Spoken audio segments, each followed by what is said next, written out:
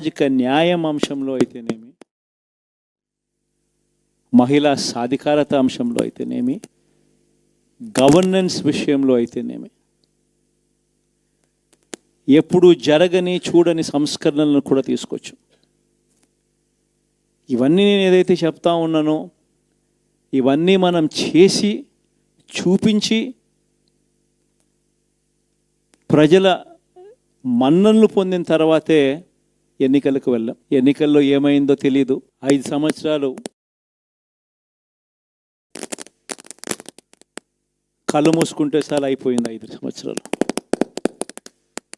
మళ్ళీ 2024 నుంచి 2029 కూడా అదే మాదిరిగానే కళ్ళు మూసుకుంటే 2029 కూడా కళ్ళు మూసుకుంటే వచ్చేస్తుంది. ఇవి మనం గుర్తుపెట్టుకోవాల్సిన అంశం ఏమిటి అని అంటే, సినిమాలో ఓన్లీ ఫస్ట్ హాఫ్ మాత్రమే అయ్యింది. గతంలో కూడా ఇదే మాదిరిగా పరిస్థితులు ఉన్నప్పుడు కూడా మనం ఏ మాదిరిగా పైకి లేచాము అన్నది కూడా మీ అందరికీ తెలిసిన విషయాలే. నేను ఒక్కటే మీ అందరికీ చెప్తా ఉన్నా, ప్రజల్లో ఈరోజు మనం చేసిన మంచి ఉంది. ఇంటింటికి మనం చేసిన మంచి ఇంకా బ్రతికే ఉంది. ప్రజల్లో ఈరోజు మనం చేసిన పాలన మీద విశ్వసనీయత అనే పదానికి అర్థం ఈ రోజుకి కూడా ప్రజల్లో ఉంది. గడప గడపకు మనం చేసిన మంచి ఇంకా ప్రజల్లో బతికే ఉంది. మరి ఇవన్నీ ఉన్నప్పుడు మళ్ళీ మనం లేయడం కూడా తథ్యం. కాకపోతే కొంచెం టైం పడుతుంది. ఆ టైం ఇవ్వాలి.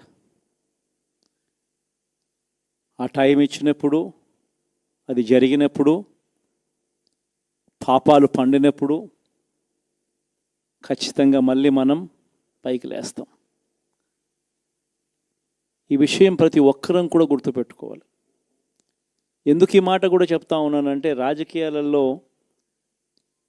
అన్నిటికన్నా ముఖ్యమైన అంశం క్యారెక్టర్,